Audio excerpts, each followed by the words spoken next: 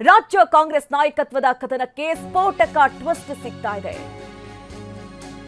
Siddaramaiah DK ಮಧ್ಯೆ ಅಧಿಕಾರ ಹಂಚಿಕೆ ಸೂತ್ರ ನಿಜಾನ?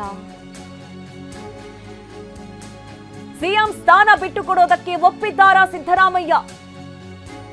ಸಿಎಂ ಸ್ಥಾನಕ್ಕೆ ಸಿದ್ದರಾಮಯ್ಯ ರಾಜೀನಾಮೆ ನೀಡೋ ಸಾಧ್ಯತೆಗಳಿದೆ. ಈ ಬಗ್ಗೆ ಉನ್ನತ ಮೂಲಗಳು ಈಗಾಗಲೇ ಮಾಹಿತಿ ಕೊಟ್ಟಿವೆ.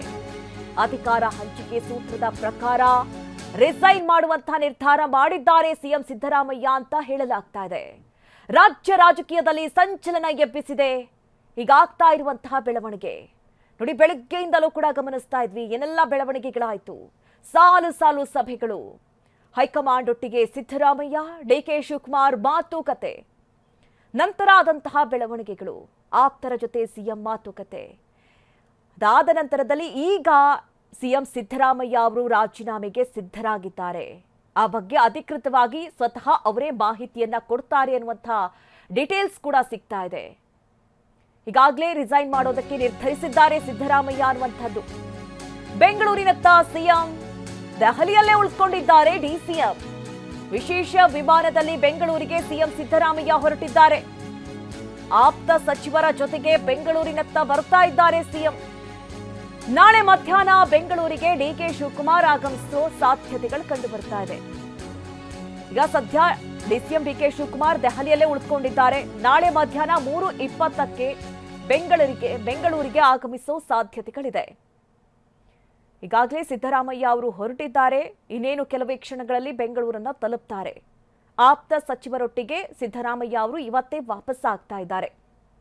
ಆದರೆ ಡಿಸಿಎಂ ಡಿಕೆ ಶಿವಕುಮಾರ್ ಮಾತ್ರ ದೆಹಲಿಯಲ್ಲೇ ಉಳಿದುಕೊಂಡಿದ್ದಾರೆ. ನಾಳೆ ಮಧ್ಯಾಹ್ನ ಬರುವಂತಹ ಸಾಧ್ಯತೆಗಳಿದೆ ಅಂತ ಹೇಳಲಾಗ್ತಾ ಇದೆ.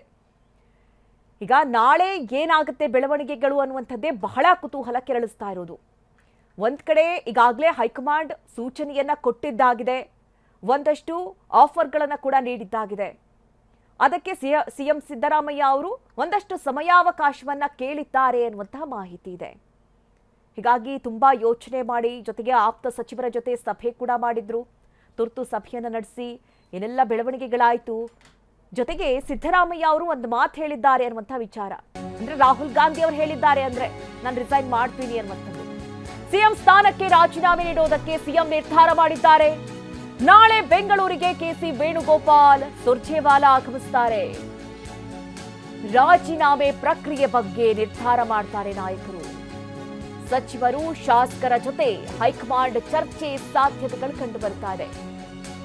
ಒಂದ್ ಕಡೆ ಸಿದ್ದರಾಮಯ್ಯ ಅವರ ಆಪ್ತ ವಲಯದಲ್ಲಿ ಇದು ನಿಜಕ್ಕೂ ಶಾಕಿಂಗ್ ವಿಚಾರ. ಹೌದು, ಒಂದ್ ಕಡೆ ಚರ್ಚೆ ಆಗ್ತಾ ಇದ್ರು ಕೂಡ ರಾಹುಲ್ ಗಾಂಧಿ ಅವರು ಈ ಬಗ್ಗೆ ಪ್ರಸ್ತಾಪ ಮಾಡ್ತಾರೆ ಅಥವಾ ಸೂಚನೆಯನ್ನ ಕೊಡ್ತಾರೆ ಅಂತ ಹೇಳಿ ಅಂದ್ಕೊಂಡಿರಲಿಲ್ಲ. ಈಗ ಆದಂತಹ ಬೆಳವಣಿಗೆಯಲ್ಲಿ ಅವರ ಆಪ್ತ ಸಚಿವರು ಅಥವಾ ಶಾಸಕರು ಕೂಡ ಸಿದ್ದರಾಮಯ್ಯ ಅವರಿಗೆ ನೀವು ಯಾವ ಕಾರಣಕ್ಕೂ ಕೂಡ ರಿಸೈನ್ ಕೊಡಬೇಡಿ ಅಂತ ಹೇಳ್ತಾ ಇದ್ದಾರಂತೆ. ಆದರೆ ಸಿದ್ದರಾಮಯ್ಯ ಅವರು ರಾಹುಲ್ ಗಾಂಧಿ ಅವರ ಸೂಚನೆಯನ್ನ ನಾನು ಮೀರೋದಿಲ್ಲ ಅಂತ ಹೇಳ್ತಿದ್ದಾರಂತೆ.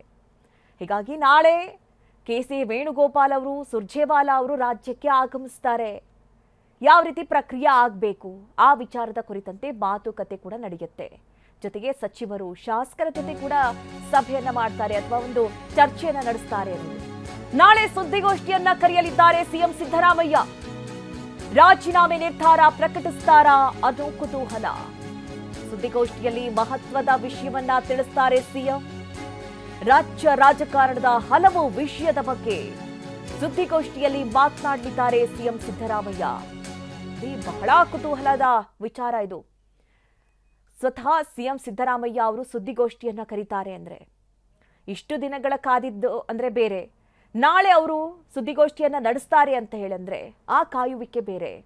ಏಕೆಂದ್ರೆ ಈಗ ಆಗದಂತಹ ಬೆಳವಣಿಗೆ, ಈ ಒಂದು ಸುದ್ದಿಗೋಷ್ಠಿಯಲ್ಲೇ ತಮ್ಮ ರಿಸೈನ್, ರಾಜೀನಾಮೆಯ ನಿರ್ಧಾರವನ್ನ ಪ್ರಕಟಿಸುವಂತಹ ಎಲ್ಲಾ ಸಾಧ್ಯತೆಗಳು ಕಂಡು ಬರ್ತಾ ಇದೆ.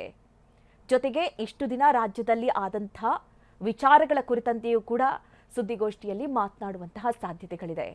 ಜೊತೆಗೆ ಈ ಪವರ್ ಶೇರಿಂಗ್ ವಿಚಾರ ಏನು ಸರ್ಕಾರ ರಚನೆ ಆಗೋಕ್ಕೂ ಮುಂಚೆ ಮಾತುಕತೆ ಆಗಿತ್ತು. ಈ ಹೈಕಮಾಂಡ್ ವಲಯದಲ್ಲಿ ಸಿದ್ದರಾಮಯ್ಯ ಮತ್ತೆ ಡಿಕೆ ಶಿವಕುಮಾರ್ ಅವರ ನೇತೃತ್ವದಲ್ಲಿ ಆದಂತಹ ವಿಚಾರಗಳು, ಅದನ್ನು ಕೂಡ ತಿಳಿಸುವಂತಹ ಸಾಧ್ಯತೆಗೆ